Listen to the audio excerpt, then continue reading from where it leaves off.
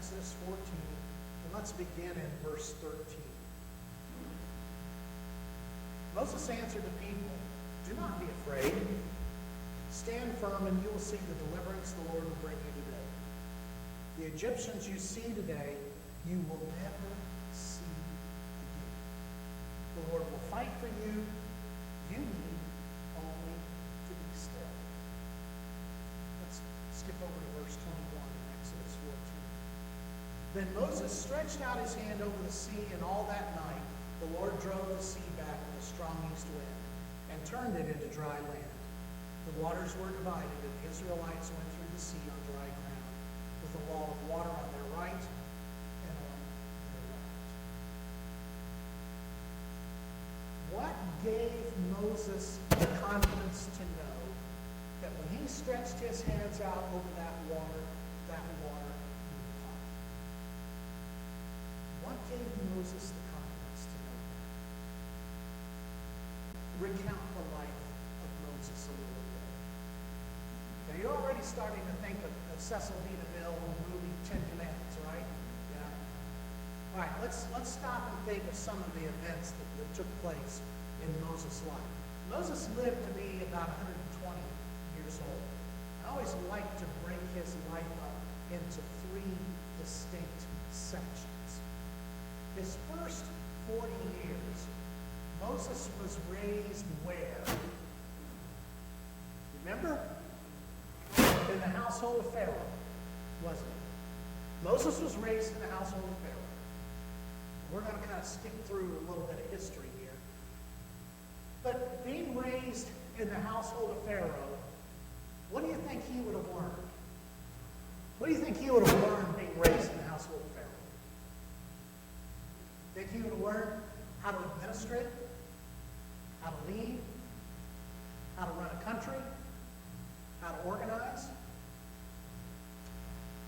Did Moses have any clue during that first 40 years God's plan for his life?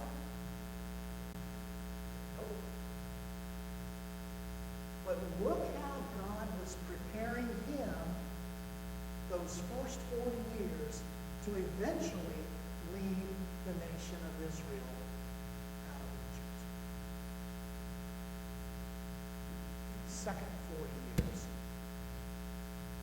Moses was banished where? He left Egypt and was banished where? Into the desert. What do you think Moses would have learned out there in the desert for those next 40 years? Dependency on God. He would have learned the topography of the land. Where the oasis, the different oasis might be. He learned how to survive. But most importantly, he learned to have dependency on God. And then his last 40 years. Here he is, 80 years old, and all of a sudden realizing God has called him to lead the nation of Israel out of Egypt. 80 years old. God's not done with you yet.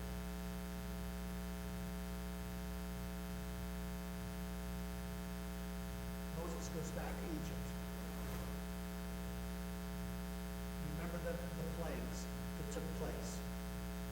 Remember how God first hardened the heart of Pharaoh. And then it was Pharaoh himself who hardened his own heart.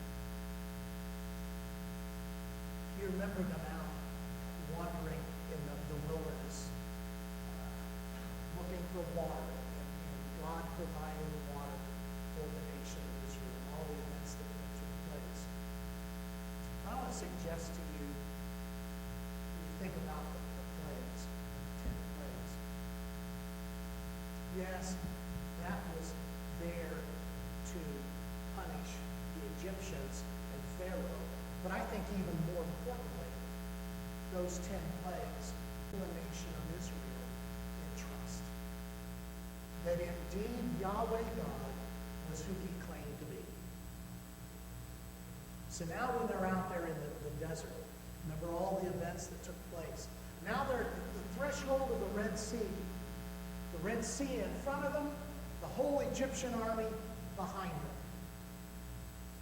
Remember the cloud by day, the pillar of fire by night. And Moses stretches out his arms over that water. You think for 1 second that he doubted that those waters would part? He knew those waters would part. Why? Because of God's faithfulness from his past.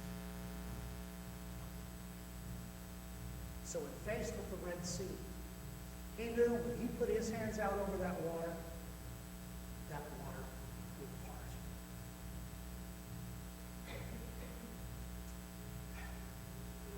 So what's your Red Sea today? What's your Red Sea?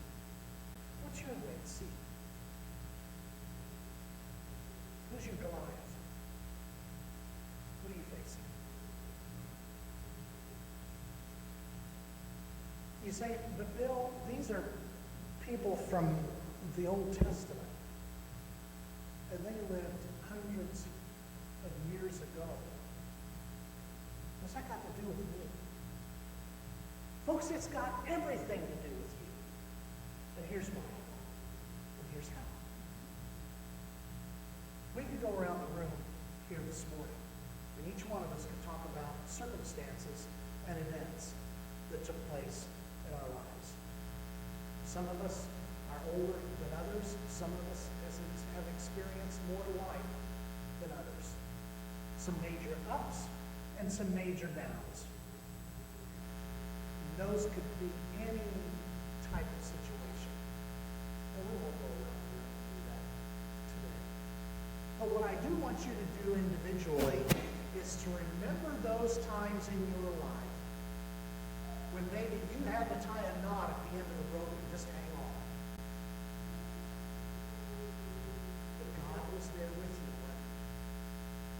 Now, it might have taken you 2 days, 2 weeks, 2 months, 2 years, maybe 80 years, like it did for Moses. But at some point in time, you realized, and you came to understand, the reason why you went through what you did was so that God could use you to accomplish a greater good. Right?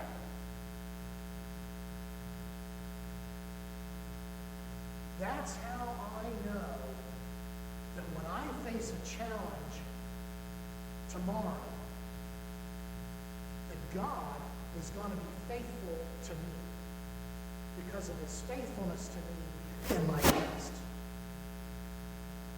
And so you see, that can happen with you as well. Those life challenges that you've gone through, death of a spouse, sickness, finance, divorce, all those issues, we have God's promise that he can take those circumstances, no matter how horrific they are, and turn around and use them for good.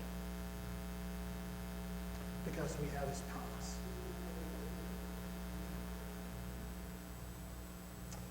So what's your Goliath? And what's your Red Sea? Let's look at our last one. This time, let's go over into the New Testament. Let's go to look at Philippians. And let's look at Philippians chapter 4, beginning in verse 12. I know what it is to be in need, and I know what it is to have plenty. Who's talking here? Who is this? Paul. Okay. I have learned the secret of being content in any and every situation, whether well-fed or hungry, whether living in plenty or in want. I can do some things. I can do a few things.